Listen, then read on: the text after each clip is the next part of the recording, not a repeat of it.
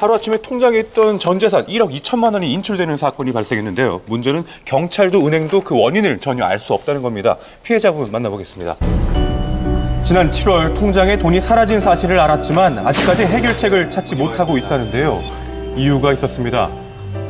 인터넷 뱅킹을 해갖고 뭐 금융 그쪽 뭐 농협이라든지 뭐 국민은행 그런 사이트로 들어가서 뭘 한 것도 하나도 없고 그리고 텔레뱅킹이 좀 불편해도 안전하다는 생각을 했었어요. 그런데 이렇게 발생이 된 거죠. 사흘 동안 41차례에 걸쳐 돈이 사라졌습니다. 하루 이체 한 대가 5천만 원, 일회 이체 금액의 한도까지 교묘하게 피해서 금융기관의 감시를 벗어날 수 있었는데요. 얼마를 빼가는 거예요? 지금 이게 1억 2,300만 원 정도요. 얼마요? 1억 2,300. 이게 어떻게 가능한 일이죠? 1억 원이 넘게 예금돼 있던 통장이 졸지에 마이너스 통장이 돼버렸는데요. 평생을 모아온 돈이었습니다. 써보기라도 했으면 그래도 덜 억울하겠다. 노후도 있고 뭐 하다 보니까 그나마 그건데 이렇게 됐으니까 노후고 뭐고 아무것도 없어진 거예요.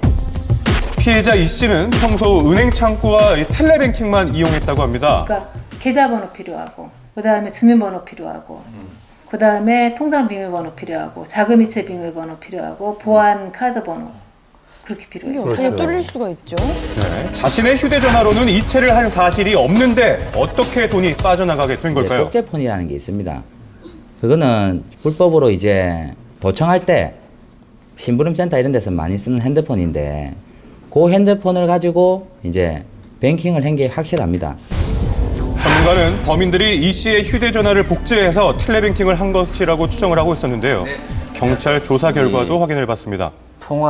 텔레뱅킹을 했다는 그 통화 내역의 근거는 확인이 되지 않았고요. 인출된 과정에서는 중국에서 접속한 것으로 그렇게 확인이 됐고. 휴대전화를 만약 복제했다면 이 씨의 통화 목록에도 이체 기록이 남았어야 하는데 전혀 흔적이 없었습니다. 자신도 모르는 사이에 보안카드가 혹시 유출된 것은 아닐까요? 그러면 휴대폰이나 뭐 인터넷 저기에 그거를 보안카드를 찍어 보관한 적 있냐고 하더라고요. 근데 제가 이거 텔레뱅킹 한 지도 되게 오래됐거든요. 뭐 ROT를 한 것도 아니고 그런 적이 전혀 없거든요. 그렇다면 이 씨의 돈은 누가 어떻게 인출한 걸까요? 이번 사건의 또 다른 수법을 추정해 볼 수 있었는데요. 지금부터 소리를 한번 주의 깊게 들어보시기 바랍니다. 만약에 1이라는 그러니까 1번을 눌렀어요. 그럼 예를 들어서 소리가 이런 식으로 나잖아요. 9라는 숫자일 때는 좀 다르군요. 소리가 좀 다르죠? 네, 보면 이제 1.5에서 주파수가 다릅니다. 할 수 있다고요? 휴대전화에는 각 번호마다 고유의 주파수를 가지고 있는데요. 번호를 입력할 때 발생하는 주파수로 해당 번호를 유추할 수 있다는 겁니다.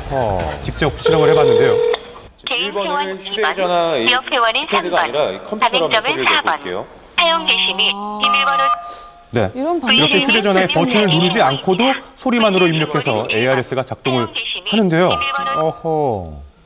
이럴 수가 있어요. 네, 이렇게 주파수만으로도 인식이 가능했습니다. 영화에서다 보던 수법인데요, 이거.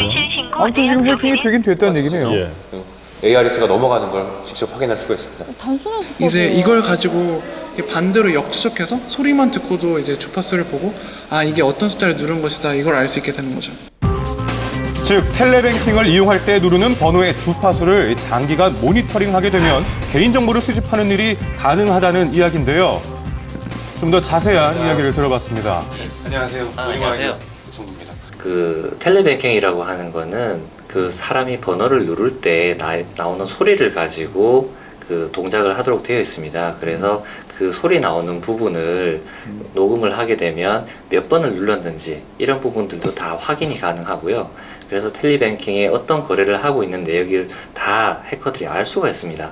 지금 텔레뱅킹 같은 경우에 기존에 사고가 일어나지 않았을 뿐이지 언젠가는 일어날 거라고 다 예측을 하고 있었고요. 개인이 지금 현재 더 이상 취할 수 있는 방법이 많지가 않거든요. 은행 쪽에서 금융기관 쪽에서 조금 더 많은 노력을 했었어야 된다라고 보고 있습니다. 네, 그렇다면 피해자는 사라진 돈을 은행에서 보상받을 수 있는 것일까요? 이게 중요한 문제인데요. 해당 은행에 정식 답변을 요청했습니다. 뭐라 그러는가요? 아직까지는 정확한 공식 입장을 제가 받은 바가 없기 때문에 제 개인적인 이야기일 수도 있으니까 저 정확하게 못 드리겠지만 오늘 중에는 드리겠습니다. 제작진에게 서면으로 입장을 보낸 은행 측. 보상 심사가 진행되고 있다는 입장이었는데요. 이제 보상 측면에 이제 국한에서 봤을 때는 1차적으로는 그 보도된 대로 현재로서는 좀 보상이 어렵다. 그냥 그렇게 안내된 거는 맞고요. 은행 측과 손해배상 관계자의 입장에 차이가 있었습니다. 또한 은행 측은 고객의 과실을 추정했지만 경찰은 사건이 발생한 날짜에 이상신 씨가 은행 거래를 한 사실이 확인되지 않아서 이 씨의 과실이 없다는 결론을 내렸습니다. 황당한 일은 여기서 끝이 아니라고 했습니다.